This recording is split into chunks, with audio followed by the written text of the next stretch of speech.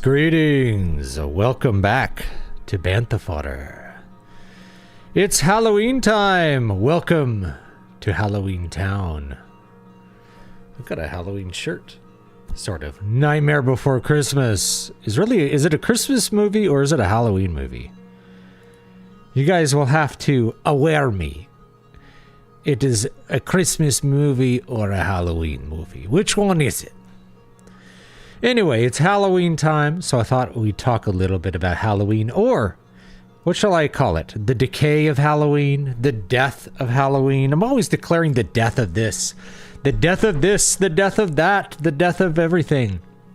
Not everything's dying all the time, but I feel like Halloween as a holiday has not died, but it's lost a lot of its power. It's lost a lot of its joy, and it's lost a lot of what made Halloween great for me as a kid. And what I really think about a lot when it comes to Halloween is that the decline of Halloween is really the decline of America in a bunch of ways, or the decline of our society as a high trust sort of society.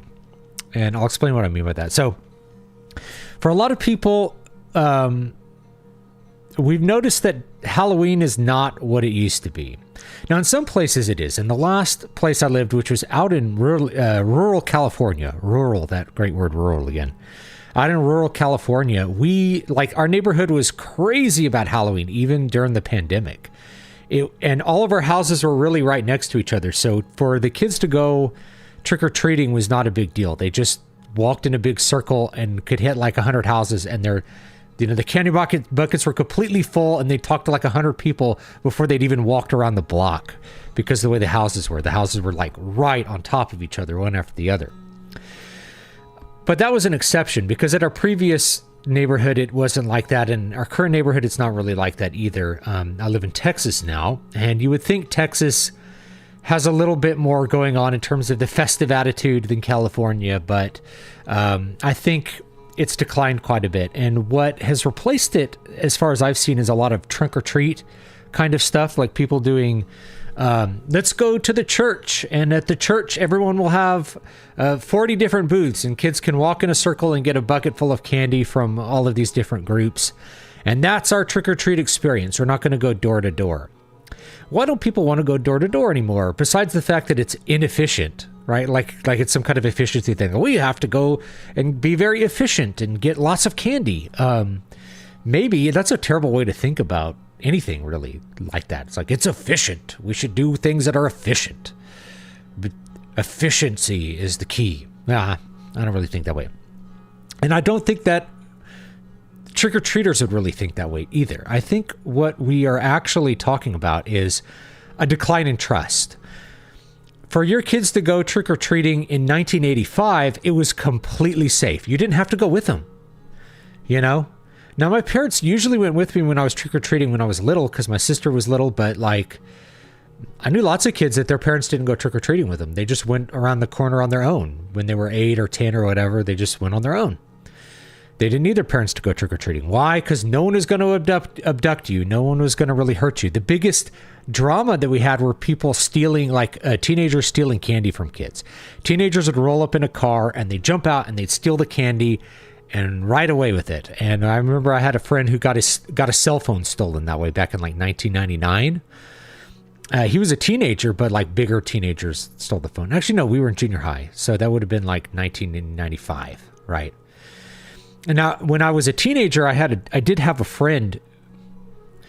He ended up in prison. Now, this won't be surprising when I tell you this. His stepdad had him and another friend of mine. They got in the back of their truck and they drove around the neighborhood, jumping out and stealing candy from kids. Now, why a couple of 16-year-old boys need bags full of candy, I could never imagine. Like, what are you going to do with that candy? You're going to eat all that candy? Maybe they could. Maybe they could eat all the candy. I don't know. But the point was, I think they enjoyed stealing. They enjoyed like the evil part. They enjoyed the mischief of it. So, maybe that's like the leading edge of the lack of trust. But, you're not going to send your kids into a weird neighborhood. You're going to worry about them getting hurt. You're going to worry about them getting assaulted. You're going to send them over to a stranger person's home. That feels weird now because you don't know your neighbors anymore. Everybody's a stranger. So it's not going to feel as safe as it did once upon a time. I feel very safe in my neighborhood. I know all my neighbors really well. But one of the things I noticed in my neighborhood is that the trick-or-treaters are not from this neighborhood. And I know because they're the wrong ethnicity. Because I know all my neighbors. And there's not a lot of black families in this neighborhood. There's only like 2 or 3 that I know of, and like every trick-or-treater's a black kid. Now, I actually don't resent the black kids coming in at all because they're there and they're having a great time. They're like, we're going to go to this neighborhood that has these big houses and they give away giant candies. It's like, yeah, enjoy that. I'm all for it. If you want to drive out here and this is what makes you excited is to come down to the super highly decorated houses and get big pieces of candy, then I'm all for it. As long as you feel happy and festive about it.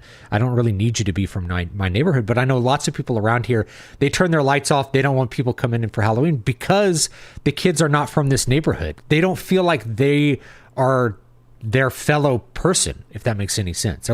They're from the other neighborhood over there. They're not our kids. Like, well, we didn't used to think that way at all. And in fact, we used to get excited. Like, we're going to go. I lived in Southwest Bakersfield when I was a little kid.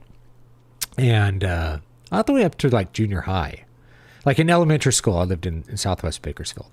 And we had our neighborhood, which was a nice neighborhood. It was called the Oaks. And then we had the Hagen Oaks, which was the expensive neighborhood, and that was the next one over. And that expensive neighborhood was everyone would want to go there and a trick-or-treat because you'd get better candy, but the houses were more spread out. They went really crazy with the decorations, that kind of stuff. So people loved to go to that next neighborhood over, but people did not go to their neighborhoods. Like every neighborhood was into trick-or-treating, was into doing the Halloween thing. Now it's been a decline, and most of the neighborhoods that I see now, most of the houses are dark. People might decorate, but they don't have their lights on for Halloween. They're not giving out candy. Instead, they're doing their trunk or treat things because that's a safe little walled in garden where it's like, yeah, we're going to go to the church and the church has a trunk or treat. And I know everyone at the church. I trust everyone at the church, and we're going to get together. We're going to have our little thing here, and we'll get to dress up. We'll get to enjoy our costumes. We're in our community, our little church community, and we don't have to worry about the riffraff stealing the candy or anything like that. It just kind of goes along with the decline of trust in our society, where we no longer view the other people from our town as part of our community. We view them as with suspicion. We don't know them. Maybe they're outsiders. Maybe they're foreigners. Maybe they're just people that we don't interact with a lot. And we don't really consider them part of like our general community. Like it's our neighborhood only and no other neighborhoods, which was never how it was in the 80s and 90s. So I've seen this decline in Halloween, and Halloween, I feel like peaked around 2000, maybe. Like it had a big peak where people were really excited about Halloween and doing everything. And maybe we're just kind of returning more to normal. But I see fewer and fewer families that are excited to do their trick-or-treating thing and excited to do costumes and excited to decorate. Our house is like way decorated. We do a ton of decorations. We love Halloween in our house, but I'm aware that it's as a cultural thing, it's kind of on the wane. It's on the wane. The only people who were really opposed to Halloween when I was a kid were people that were extremely religious, like people that were maybe, you know, Jehovah's Witnesses, you know, or someone else who was like a really very religious person that viewed Halloween as like the devil's holiday or something like that. They didn't like Halloween because they thought it had some sort of evil thing to it. And that, I've seen that attitude is still around, but mostly it's people that are like, no, we just don't really feel safe doing it.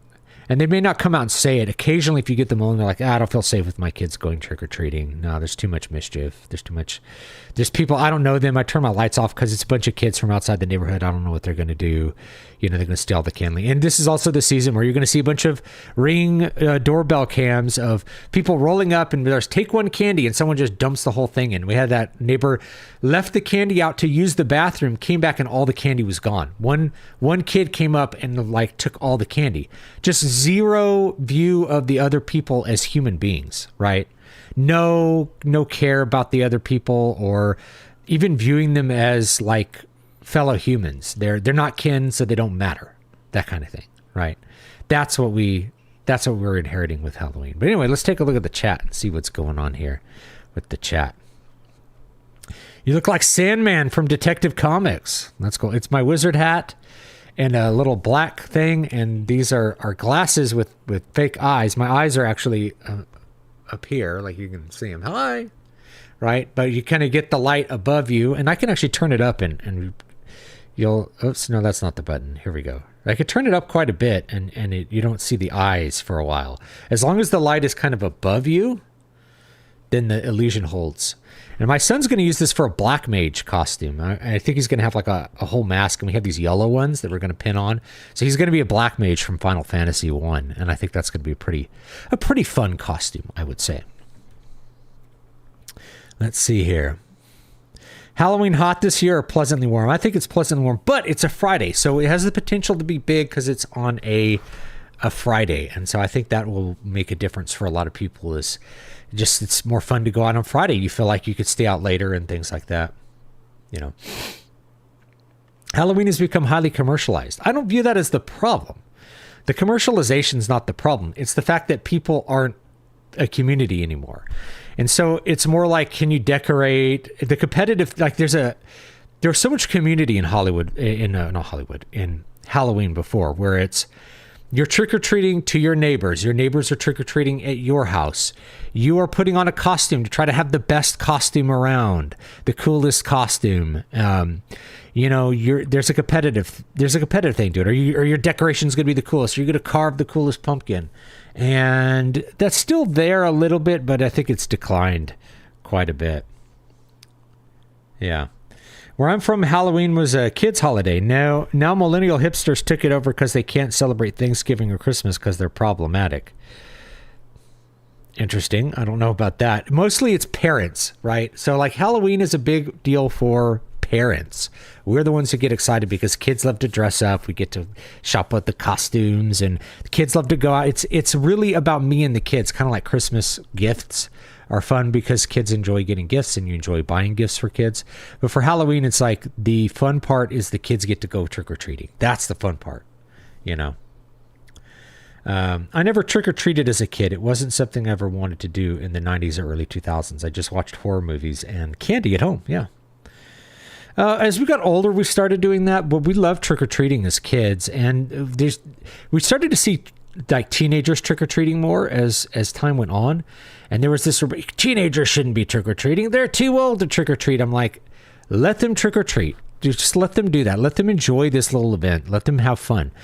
Like the anti-fun brigade has always been against people enjoying things. Like, it's like, these kids aren't from the neighborhood. They're just here for candy. I'm like, well, I have candy that I bought and I don't want to eat it, so they can have it. And they can enjoy the decorations and enjoy a night. Like, how many nights do they get to just enjoy being with their mom or dad or like with their brothers and sisters or whatever, or even their friends, like going out and seeing like, can we get some cool candy and look at some cool decor? Let them have a night, you know? I'd much rather than be trick-or-treating than doing other bad things, right? I prefer it to be more of a kid's holiday rather than the spooky season it's become. This is kind of why I like Nightmare Before Christmas, is it's really about the fun of it. Like the spookiness is really just serving the fun. Like the people of Halloween Town are spooky in their own way, but they don't view themselves as bad or evil, and they're not doing evil things. They're just celebrating a holiday, and they're just being themselves, you know? Your Spider-Man costume has condemned you to hell, Billy. I gotta find, I found a cool pamphlet. We went to a trunk or treat a couple years ago. They give out these pamphlets, and I saved one because it was really funny. It's like, are you going to hell, Jimmy? Jimmy, you're going to hell. You know, it's like these little Christian comic book things that they would give kids to try to scare them into, I don't know, doing whatever. It's always like the Protestant side that does this, so I don't know what their goal is, right? Like, it's like, you need to accept Jesus in your heart, and exactly how that formula works is never quite specified. But they want you to do that. I want you to go to church, basically. I heard that back in the 80s, we knew people in our neighborhood and a few surrounding ones. The neighborhood I'm in now, nobody talks to each other, and they barely acknowledge you in passing. My neighborhood has a great sense of community. I love my neighborhood. But my wife throws parties for the whole neighborhood and stuff, so it is a whole thing that we do. You know, I should turn the lava lamp on.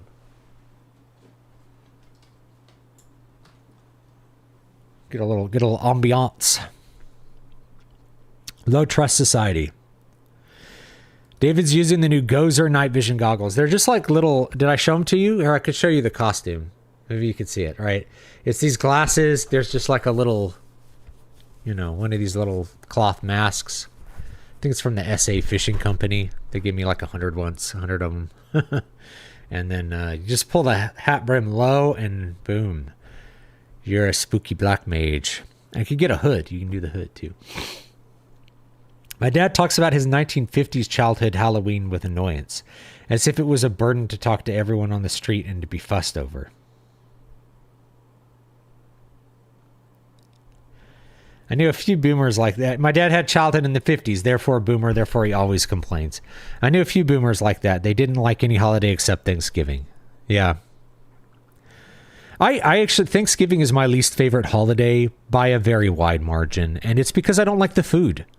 I don't like Thanksgiving food. I've never liked it. I've never liked a holiday where the point of the holiday is really to be a glutton. I don't enjoy overeating. And eating to me is a pleasurable activity, but only in the quantity that I can eat in a meal. And I don't enjoy overeating or stuffing myself or eating large amounts of rich food because I know how it makes me feel. It makes me feel bad, right? If I were to eat a whole pie, I would feel disgusting and want to barf and feel terrible for hours. I'm just like, maybe like the better in shape I got, the less I could eat bad food in large quantities. Yeah, I can have a bowl of ice cream. But if I have just a bowl of ice cream, I'll feel bad. And if I have 2 bowls of ice cream, I'm going to want to barf. And if the 2 bowls of ice cream are following like just a meal full of shitty carbohydrates, I'm going to feel like crap. So for Thanksgiving, my wife makes me paella, which is a nice way to say like, David, I know you hate Thanksgiving food. I'm going to make you something that you enjoy eating. And everyone else enjoys it too. They're like, paella, this is great. This is so much better than like stuffing and whatever. And I think so. But you know, the Thanksgiving thing in general of like, we're going to get together and eat until we fall asleep. It's just not, I don't know. It doesn't jive with me. I think what's better, if you really want to feel thankful for what you have, when we have so much abundance, we should really fast for Thanksgiving. And it's not culturally or socially acceptable to do that. If I were in a place where I'm willing to like be controversial, or not controversial, but be oppositional to the people in my life I care about, then I would fast for Thanksgiving. I would have a full, you know, fast all of Thursday. Eat nothing so that you can know what it's like to not have food, right? There's lots of spiritual reasons to fast, but that would be one. It's like, I want to remind myself that there are people who cannot eat. And it's not by choice.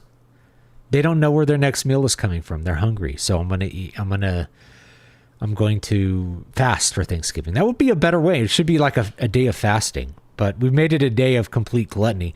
We always do this in America. We take we take the intent of a holiday and we just pervert it or invert it completely.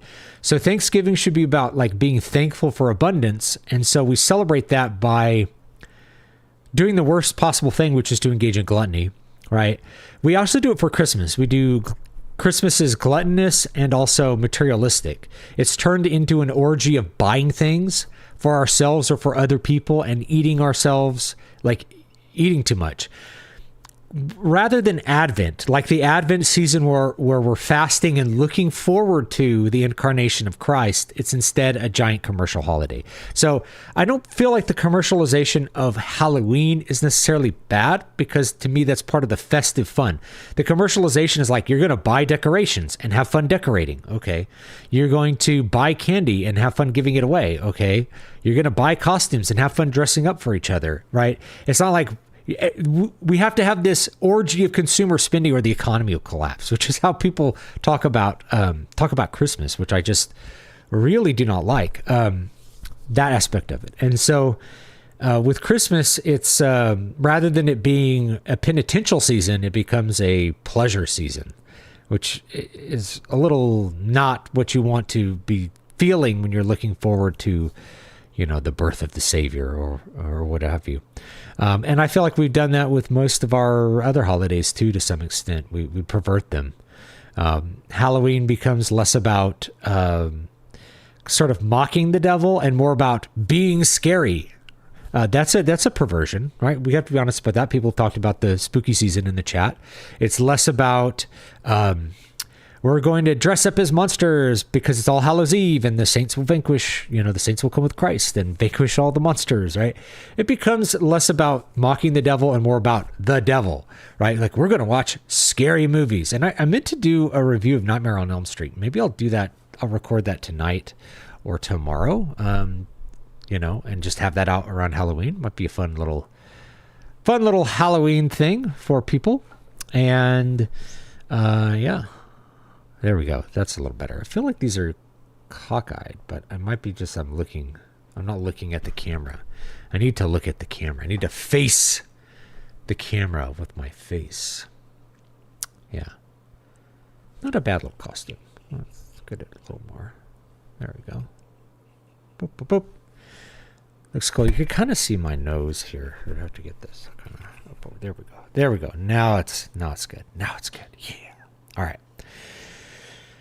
Yeah, we tend to invert the meeting. We turn it on its head, if you will.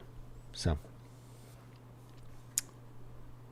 I think I've seen grad students trick-or-treating, to be honest. Thanksgiving is based on all fairness.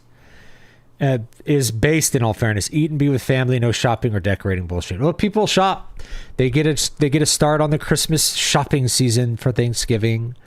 Be with family. If it's obligatory, which is what it is, I'm not a fan of it. And I mostly don't like the food, Are they chick tracts?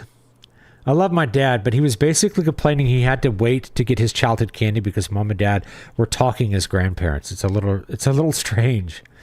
My neighborhood still goes big. Thousands come. People set up tables and chairs in their driveways like a giant tailgate party. I'm going to cook hot dogs. I think I'm going to get my grill out and be the wizard who cooks hot dogs. I don't know if I'll wear like this. Be like spooky hot dogs. Turkey is literally worse than chicken. I think turkey's awesome. I eat turkey every day if I can. I think it's a great protein. It's very cheap. It's cheaper than chicken on average. So, if you're like looking for a meat that's going to be a great protein source, I think turkey is a phenomenal choice. It's great. It's often some kind of bad experience that kept them from liking holidays. Yeah. I usually fast here 24 hours before the big meal. See, to me, to fast and then eat till I'm in a stupor also sounds horrible to me. I'm Eastern Orthodox, and my patriarchate has an Advent fasting period before Christmas. That's standard for Catholics too. Thanksgiving was made an exception. Basically, no wine or animal product besides shellfish. The hard ones are like if it's no wine and no oil. And yeah, can you put oil in your bread? Usually they're like, if you can't see it, it doesn't count. But you can't dip your bread in the oil. You don't want to do that. But a lot of times when you're thinking of fasting, a lot of people come up with the rules and try to think about skirting the rules rather than thinking about that as a guide for the spiritual discipline of fasting, which is more about this exercise over the body and becoming more in tune with God, and not so much like I have to strictly adhere to these rules or else I'm not doing the fast correctly, right? It's more about, and you hear about this all the time. Like some people can't do it because of medical reasons. That's fine, because the point is not the point is to overcome the body, not to like destroy your body. Right? If it's bad for you, you're not usually going to do it. Right. Yeah. The stores had Christmas stuff as of the beginning of October this year. It was crazy. Local stores are done with Halloween already. I've seen Christmas stuff for several weeks now, which is crazy. Thanksgiving feast meant something at a time in America when food was scarce and people actually had to grow their own. There you go. Exactly. But now food is not scarce. Food is not scarce and you don't grow your own. So it'd be better to keep that meaning by going, today we're going to remember the hungry by fasting, and tomorrow we'll eat a small meal. Wait, one meal. So like fast on Thursday, eat one meal on Friday. So that's kind of like a lot of the Catholic standard practice is like you can eat one meal on like these certain fast days and you can't eat more than that. Yeah. A new movie review. Yeah, I was going to do Nightmare on Elm Street just as like, or maybe some other retro ones. Nightmare on Elm Street's great because it has Johnny Depp. I think it's his first movie. It's Johnny Depp's first movie. And it's a great example of how to make a movie on a budget. It's super low budget. There's not a lot of, there's no expensive set pieces. The music is composed and performed by one person. It's an electronic movie score, which is fantastic. That means that you just don't have to spend a lot of money on an orchestra and all that kind of crap. It's a great example of what you can do on a budget. I think horror is a perfect genre to do if you have a limited budget. And you don't have to do... Freddy Krueger is a perfect example that, like, good makeup effects can do a whole lot. You don't need expensive CG or crazy monster puppets that are really expensive.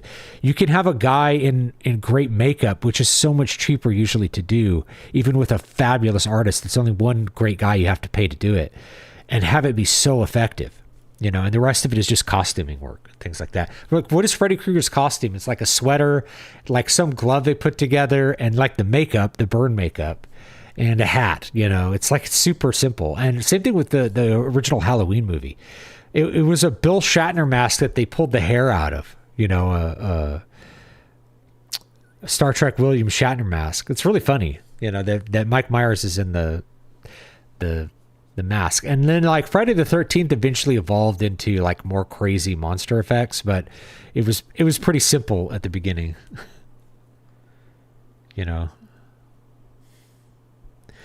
Lately in our society, even Thanksgiving became restrictive after 2016. People didn't want you at their table if you voted a certain way. That's true. That's true. Family doesn't extend beyond party lines. Christmas shopping is just stupid. Retailers that open at 5 a.m. on Thanksgiving until the plague hit. Yep. I understand it though. My wife would do it with her mom and sisters because that was actually a family activity for them.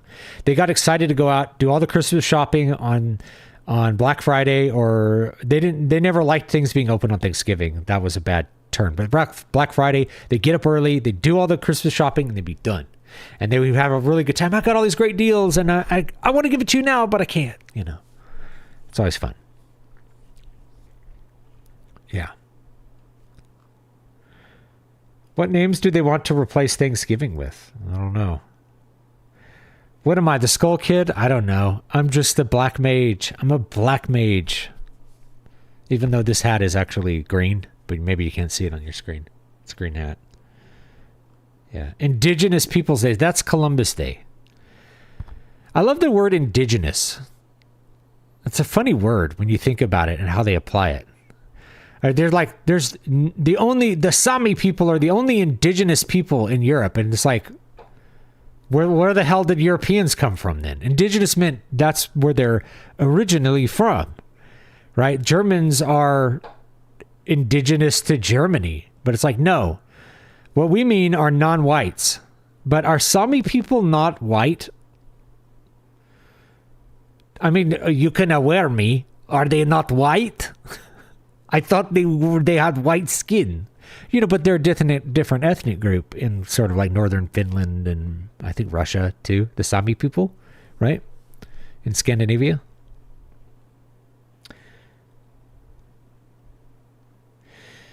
I'm confused. You said you don't like Thanksgiving food, but you say you like turkey. The number one, I hate the way turkey's made on Thanksgiving. I despise the way people cook turkey. It's terrible. Roasted turkey, like taking a whole bird and roasting it.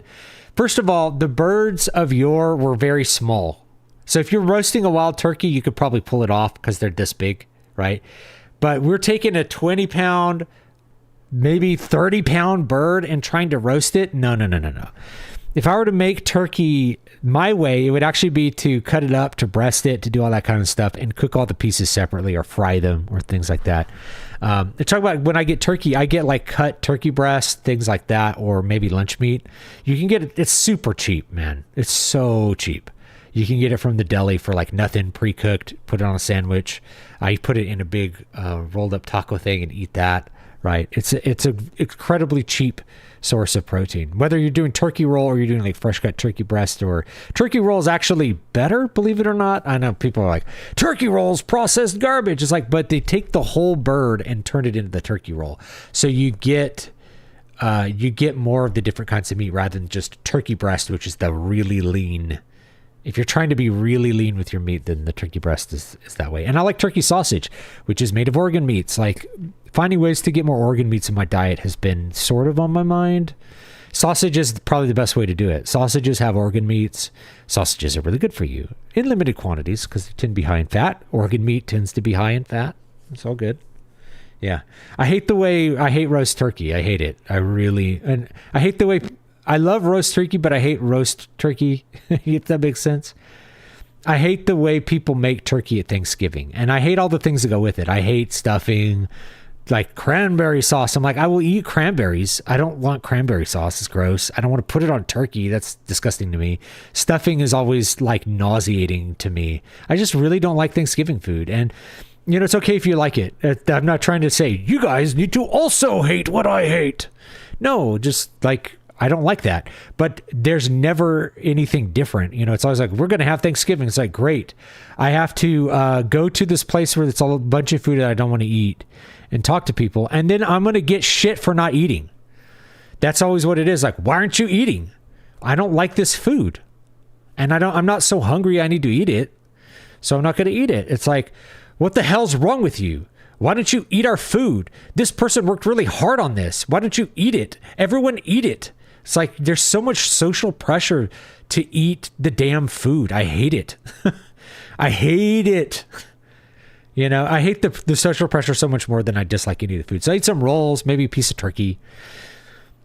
And then I just get shit talked on me every year my entire life because I don't want to eat some of the food for Thanksgiving because I'm not stuffing my face like a fat pig with pie and disgusting slop of stuffing or dressing or whatever the hell they want to call it. Here's yams. They're like whipped potatoes, whipped sweet potatoes. I'm like, that's gross. I feel like I'm a person without teeth eating mashed potatoes, and that's probably who it was made for, was like old people without teeth. But I have teeth, so I don't want to eat mashed potatoes. They're disgusting to me. Whipped yams are gross to me. I eat a ton of vegetables. I eat like 7 pounds of vegetables. I eat like a pound of vegetables a day or something. I remember I figured it out once. It's a lot. But it's all raw. I don't cook vegetables. I eat only raw vegetables. I'm so weird. I'm such a weirdo. But yeah, it's like, here's this cooked broccoli. I'm like, I'll eat the raw broccoli maybe, but I'll eat a carrot. But I'm like, how many people, eat an entire carrot? Like very few people will just eat a whole carrot. But I can't, I like shredded carrots on stuff like, I don't know. I thought I was the only fool. Yeah, turkey roll's great, but I'm watching my salt. If you have a medical issue that makes you have to watch salt, I understand that. Most people, I grew up in a time when people were like, no salt. Salt is bad for you. And then it turns out salt is not only not bad for you, you need salt or you'll die. You need salt. So I've never cared about watching my salt. I don't have any heart or kidney issues that would make salt an issue for me. So I just enjoy the turkey roll. Yeah, I hate that too, actually. Yeah, it's good to know that other people don't like the traditional food that we've kind of settled into for Thanksgiving. This like giant slow roasted bird with no flavor to it, I'm like, I remember one time I cut up the turkey. I had to carve the turkey one year, and I carved the turkey and I put a couple pieces on my plate and I just put Tabasco sauce all over it. I'm like, what are you doing? It's like, it doesn't taste like anything. I need it to like at least have something in my mouth that tastes like flavor, but it's still like eating cardboard. It comes out dry. I'm like, how do you make it not dry? I'm like, I know how to make it not dry. You don't cook a whole 25-pound bird. You don't do that. Okay.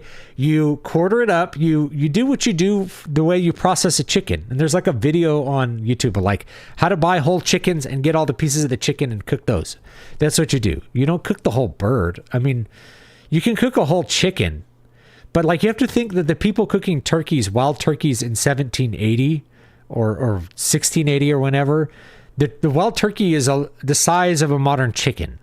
It's not, especially those old turkeys. Like you can get Rio Grande turkeys that are pretty freaking big, but like a Miriam's turkey or whatever they have in the East, it's not that big. So it's as big as a modern chicken. And so, yeah, you can cook the whole bird, but somehow we carried that tradition on. I need to have a 28-pound bird to feed my 5 people, and it just comes out terrible. But I'll tell you how to cook the turkey right. If you want to do it good, here's what you do, is you process it. You cut the breasts. So you get the breasts off. They're huge. They're like, woo.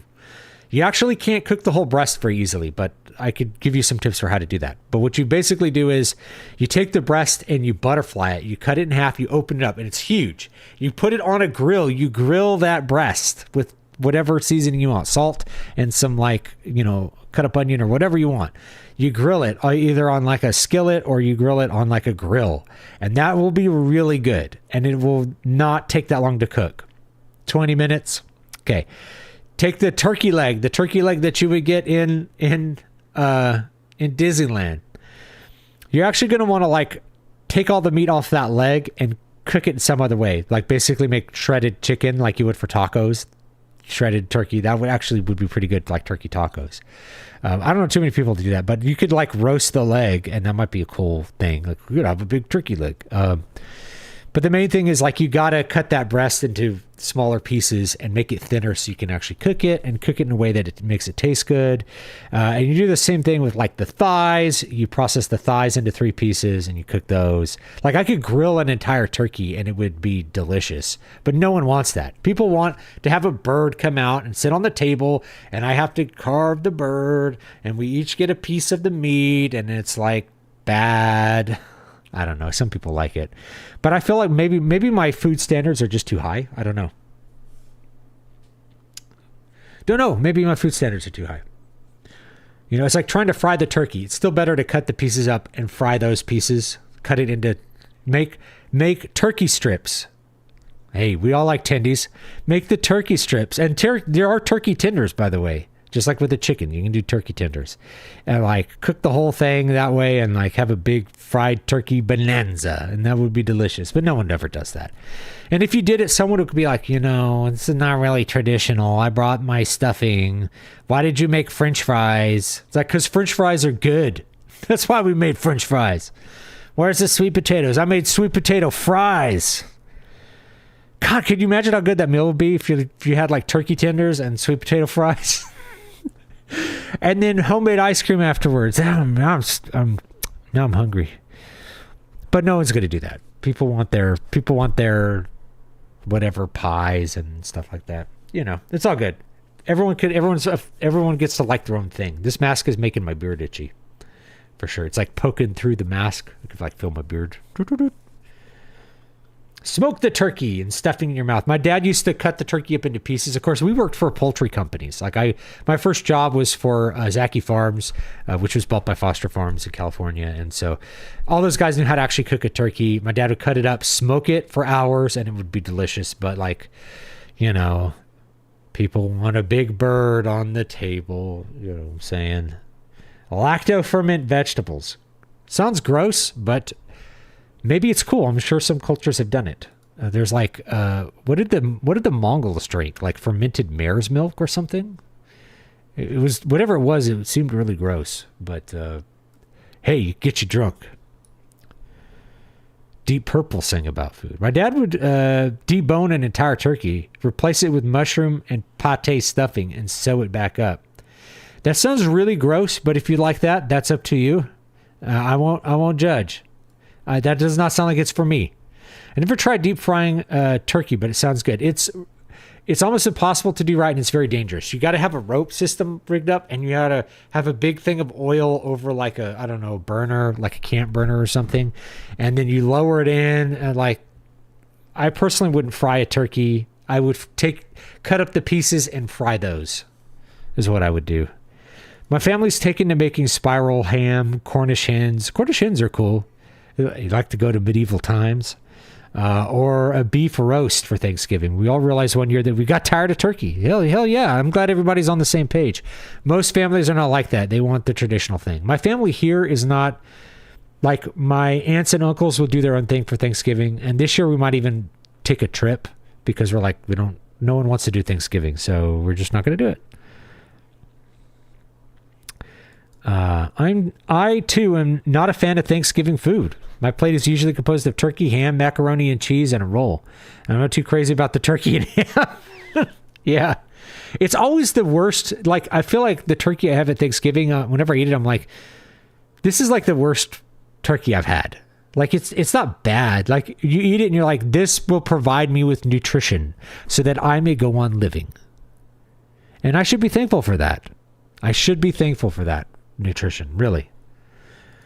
But it's like, this could be better. This could be so much better than it is. I don't think most people need to watch their salt. My husband probably needs more than normal. I have high blood pressure, don't sweat, and generally retain salt. It does help people like me. Yeah, most people don't. Like I said, some people have medical, it's whatever your body is going with, you gotta watch. If you gotta watch the salt, you gotta watch the salt. But there was a certain time, like 30 or 40 years ago, where the general medical advice was people should avoid salt, that salt is actually bad for you and salt causes high blood pressure. Since then, what we've realized is that's not the case at all. If you have high blood pressure, it can be one of the things that you can do to try to lower blood pressure is to limit salt, I guess. But that's usually in combination with some other kind of medication like a beta blocker. That's my understanding. And so, but there was a belief that like salt in general was bad for you. So they would, food manufacturers and people get in their conspiracy hats and they're like, the food manufacturers took the salt out and what did they replace it with? Because the salt is where a lot of the flavor is. They replace it with more sugar. They put corn syrup in it. So it's worse for you, even though, it's supposed to be better for you because it has less salt. It's much worse for you because it has a lot more sugar. So there's that. There's definitely that. So I don't worry about my salt, and I'm not like trying to prep for a bodybuilding show where I'm like, I can't have salt or something. So, and most of the time you're sweating the salt out. You need salt. You can have, if you're getting muscle cramps and stuff, it could be because you don't have enough salt. People would eat salt tabs and stuff. I mean, the sports guys always knew that you needed salt. If I recall, the first Thanksgiving used waterfowl like geese or duck. So probably a lot less dry and more flavorful. That's a good point. That's a really good point. If you've never had like a roasted duck, it's really good. Duck, a roast mallard or a smoked mallard is just really good. Really good. You became David the Orange Wizard. After partaking too much halfling leaf, you settled in Barad-dûr and burned out. I'm with the traditional meal, but why not mix them up? Happy Thanksgiving. Here's your lasagna, shrimp, and French fries. Yeah, I think it's a cool if people are down to do different things. It's just like me growing up and me experiencing Thanksgiving with my family and with other families. It was always the standard thing. And my wife picked one dish that she could make that other people would like, that she knew I would eat, and that was paella. And I'm thankful for that, you know.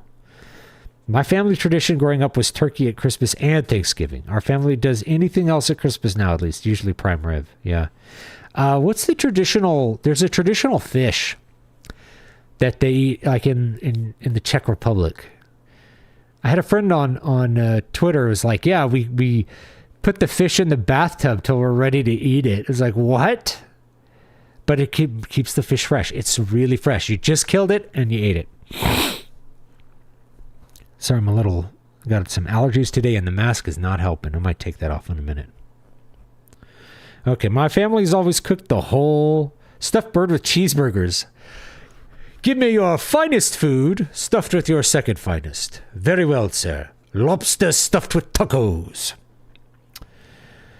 My family's always cooked the whole turkey, but we never even do the spectacle of having the whole bird on the table. To carve it up and serve it in the full tray potluck style. Yeah. I could see that. I'm sure there's people who could cook a whole bird well, but I've never seen it done. Turkey tinnies and fries. I'd go for that if it were fresh. Yeah, maybe that's something I should do sometime, is like maybe do it for Christmas, because my kids are like, we got turkey nuggets, guys. Turkey nuggets and french fries. Kid style.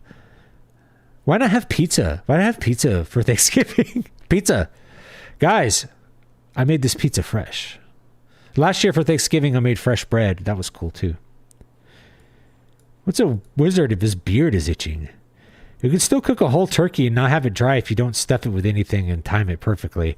I've just never seen it done. I don't doubt you. You're right. I just haven't seen it done. Speaking of turkey legs, it's Renfest season. Yeah, we're going to the Renfest on Sunday. So if you're going to go to the Renfest in Houston, we'll be there on Sunday. I'll be around with some of my friends who are coming in from out of town. I don't think we're going to go Saturday. I think Sunday is going to be the day that we go. I think turkey legs are a bit overrated for a portable food. There's so many tiny bones. You need to bring floss. I thought, are there really tiny bones in a turkey leg? Am I like hallucinating? I thought there weren't. Maybe you're right though.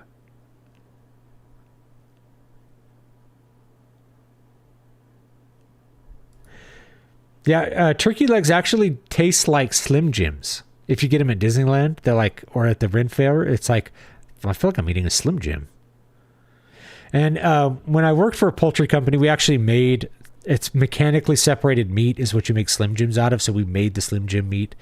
Mechanically separated meat, aka pink slime or pink goo. It's so gross, but it's nutritional, right? It's nutrition. You know, it's still meat. It's just like the meat that's really hard to mechanically remove and make like a chunk of meat. Most people do a terrible job cooking turkey, especially since they only do it once a year. Excellent point. If you keep it moist and use lots of herbs, it can be amazing. Yeah, but again, all of this is food that you only eat one time per year. So are you really good at making it if you're only eating it once a year? Probably not. Whereas I feel like I'm damn good at making cinnamon rolls because I make those every week. My cinnamon rolls are delicious. Also filled with protein. They're high protein cinnamon rolls. Yeah. Best turkey is roast beef. I need beef gravy. Can't stand turkey gravy. I don't like gravy at all. I hate gravy, actually, of all kinds. I just don't like it. I like salt. I just eat salt. This is the saltiest thing I've ever eaten. And I was eating a heaping bowl of salt. Oh, it's less than 10% of a lethal dose. It's 10% less than a lethal dose. Oh, I shouldn't have had seconds. Yeah, the low salt era kind of went into the low fat era. Like no fat, no salt on everything. Just everything was super sugared up though. Makes a lot of sense. When you think of, people rarely think of second order effects for things. This is my rant. People never think of the second order effects. They think of like the immediate local effects and not the systemic effects, the effects of the effects of the effects. People don't usually think about that.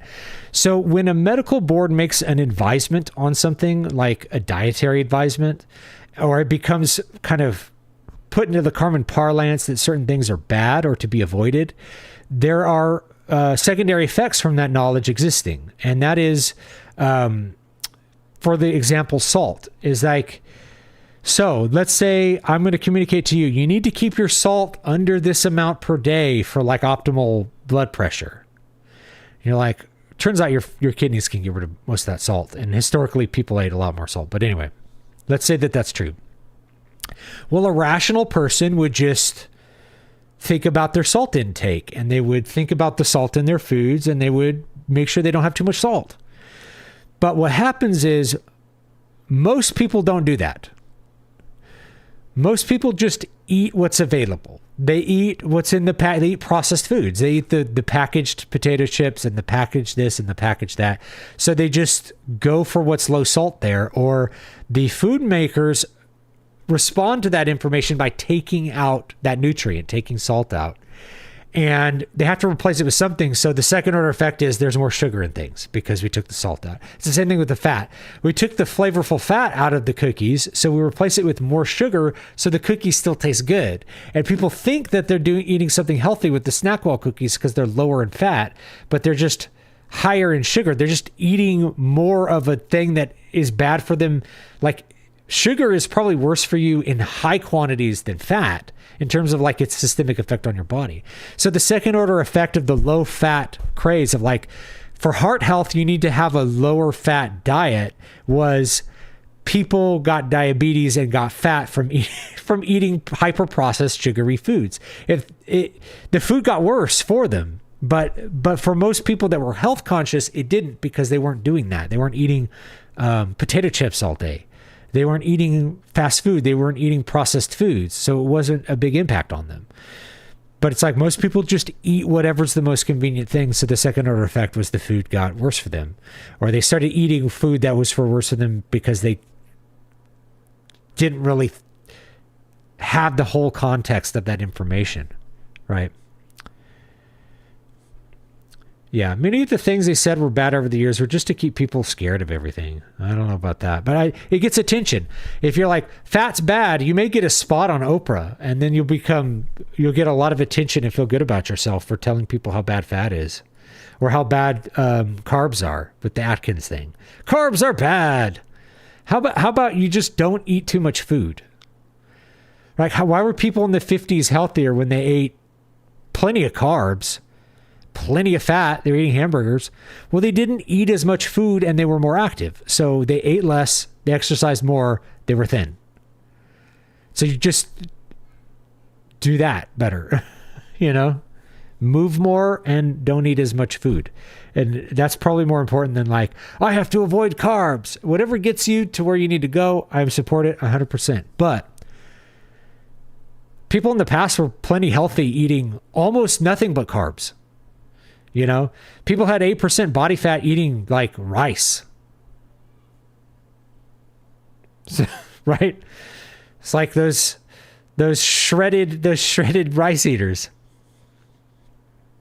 Had some local chicken the other day, cooked in lemon honey mix. And Lord, it was the best chicken I've ever eaten. Okay, I have another weird thing, which is like, I believe that like meat and eggs are higher quality if they are treated better, basically. And I worked for a poultry company, so keep all this in mind. The free range turkeys weren't really free range. Like, they had a little spot in the yard to walk around in. But if you're buying your eggs from like a local farmer who actually like treats his chickens right and doesn't have them in a giant coop, then it's like, those eggs taste better. They just do. They taste better, and they're probably better for you. I don't know if they're better for you. I can't test that, but they taste better. They feel better. And I feel that way about the meat too. Like a local chicken, it's like its chicken tastes better. It's a higher quality meat. The bird's been out moving more. It has a different diet. I used to keep chickens, right? And so the eggs from my chickens were so much better than the eggs from the store. Because what did my chickens eat? They ate like the chicken corn. They ate vegetables out of my garden that they weren't supposed to. They ate all my bell peppers. They ate my chili peppers too. They ate bugs all day long. So they had a high protein diet. They just had a way better diet, and they were out flapping around and doing all kinds of fun chicken stuff every single day. So the eggs were higher quality, and they tasted higher quality, certainly. And so I assume that extends also to like the local chicken. Is the chicken had a better life? It was more active. It was more like a wild bird, and it just tastes better. You could just taste it. It just tastes better. I'd love to do Texas Renaissance sometimes, but I'm in Florida. It's all Florida, Georgia, North Carolina for me. I dress as a hospitaller. Unfortunately, I feel like the Texas one has become more about like Dungeons and Dragons than historical anachronism. So I don't know. I feel like there's a decline there too, but you know, it's fun. We'll go there. I buy a lot of meat. Turkey's cheap year round. Yes. Turkey per pound on sale is more expensive than breakfast cereal per pound.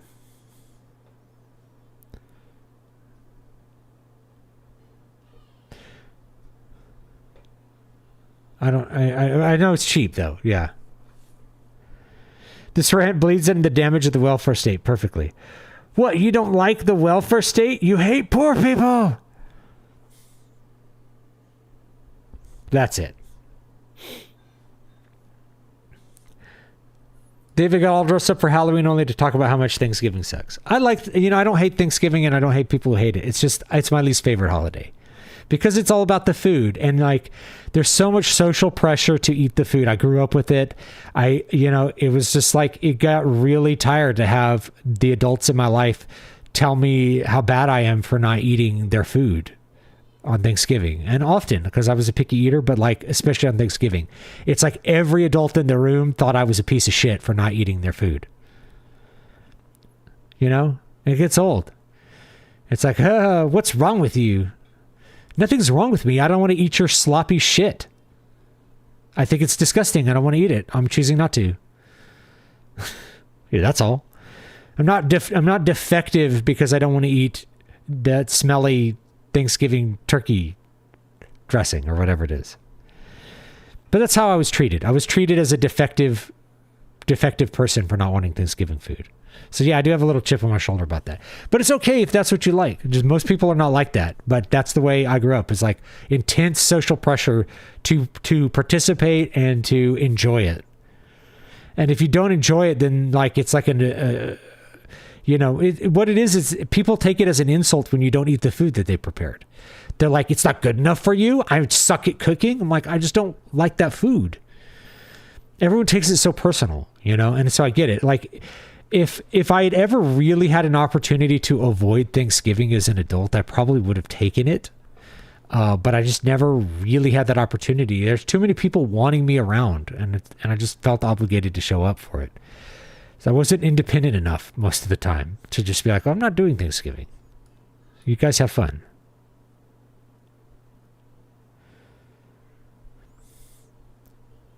No personal computers in the 1950s. That's true. You just had TVs. Red meat bad stuff in the 90s. It's back. It's back, baby. They're telling you red meat is bad again. It's back. Just Google it. Is red meat bad? You gotta. Experts now think red meat is bad for you, and you should not have it more than once a week. Now, I don't have a ton of red meat in my diet, but that's just because I just don't.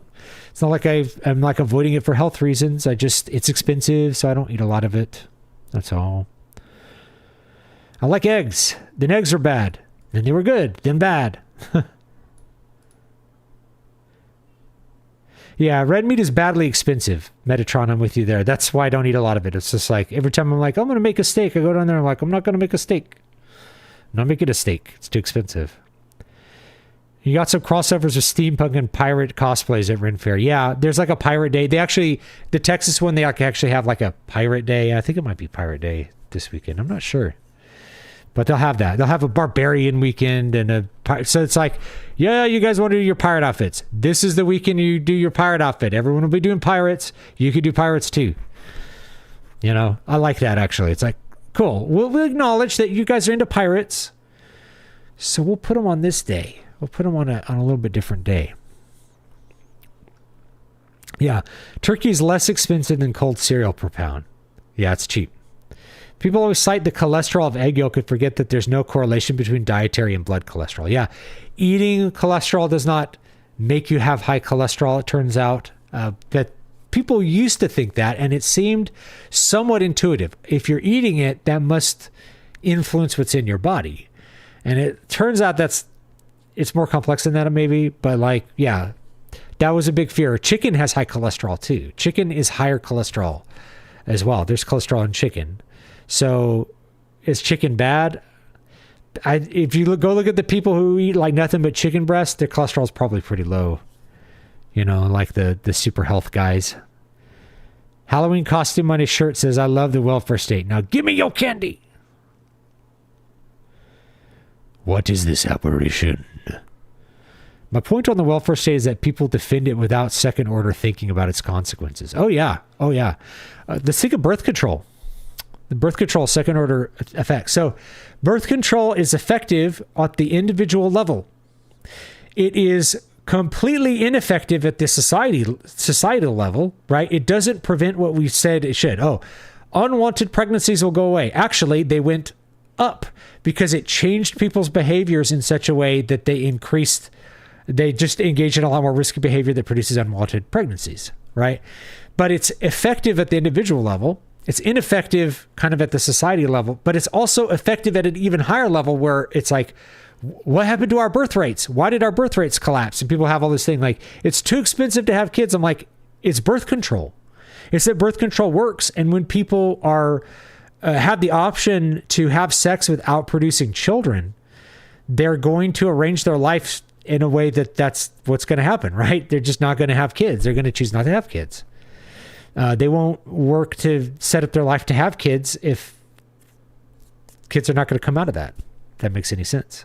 So yeah, birth control, it's like, oh, birth control is so important and nobody's against birth control. I'm like, I don't know. Our populational collapse is the result of birth control. You can't really blame it on anything else. Why does the first world have a population collapse? Well, it has birth control. It's a huge part of it. It's like probably the biggest part of it. But nobody wants to listen to what Paul VI had to say about it.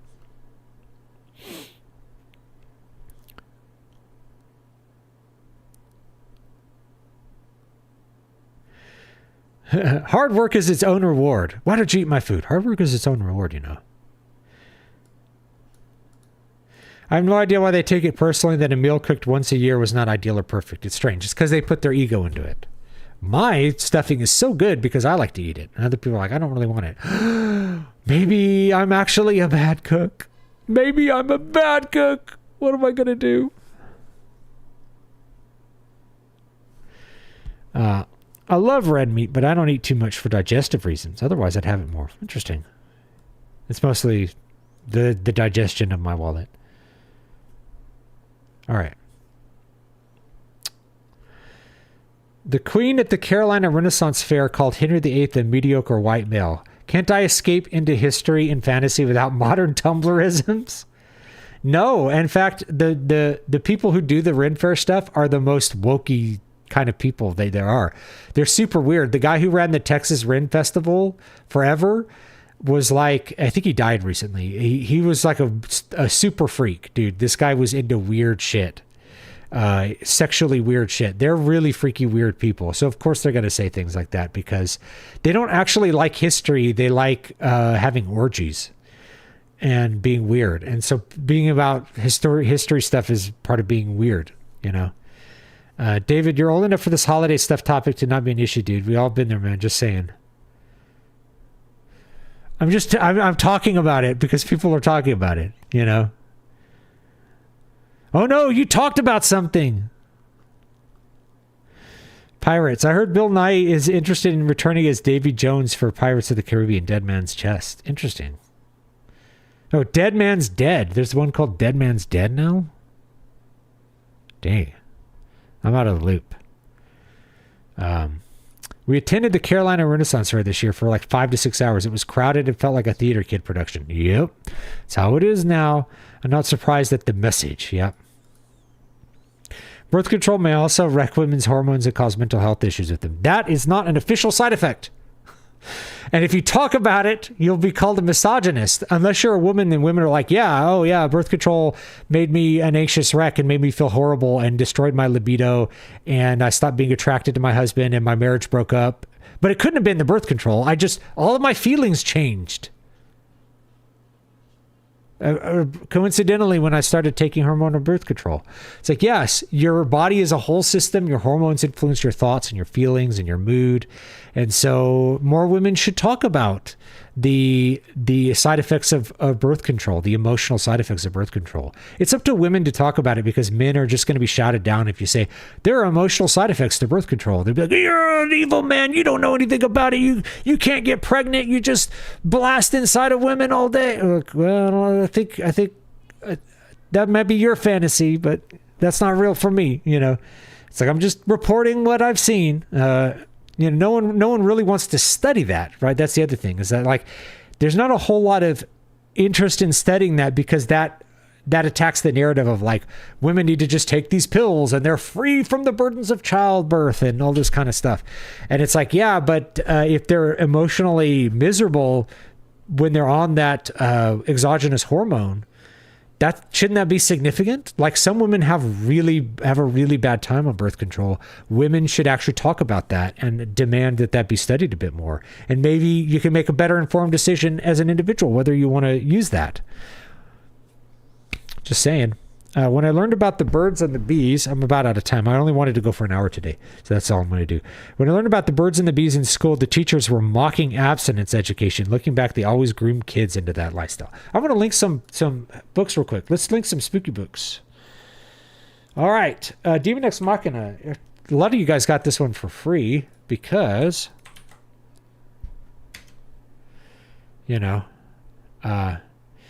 anyone mentioned that birth control is connected to breast cancer? I've seen that too, but I think that has more to do with the fact that breast cancer is responsive to hormones. So birth control tends to be higher on the hormone level. It's not that it like causes cancer, but it can stimulate the growth of breast cancer. But that's my understanding. I'm not a doctor. But yeah, there's a relation to that.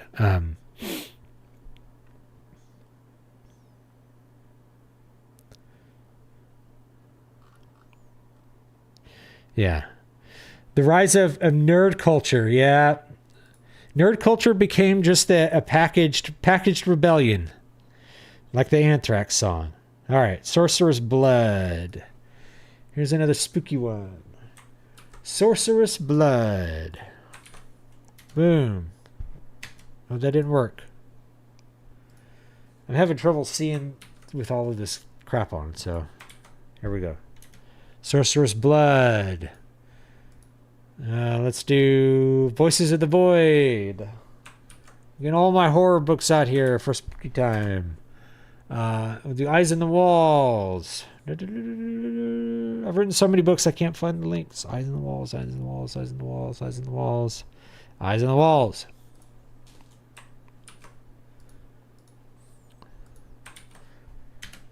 Grab Eyes in the Walls. Is there any other horror book I've written? I don't know. Wasting Desert. Fantasy horror. Check it out. What else we got? Anything else that I'm forgetting?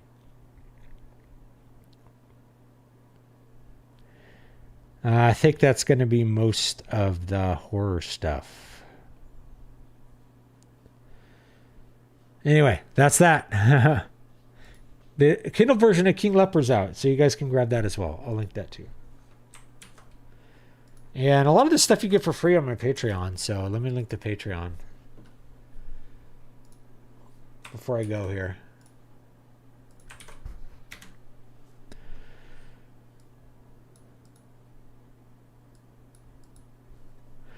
Man, I was watching one of your Livestream lectures this morning, and you mentioned that a lot of readers don't read prose and skip to the dialogue. That's true.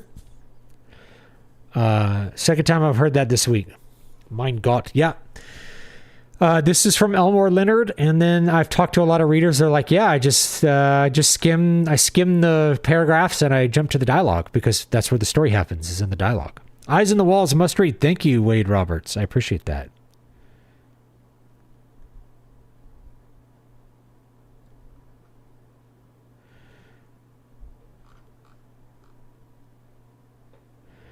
All right, I think that's about it for this time.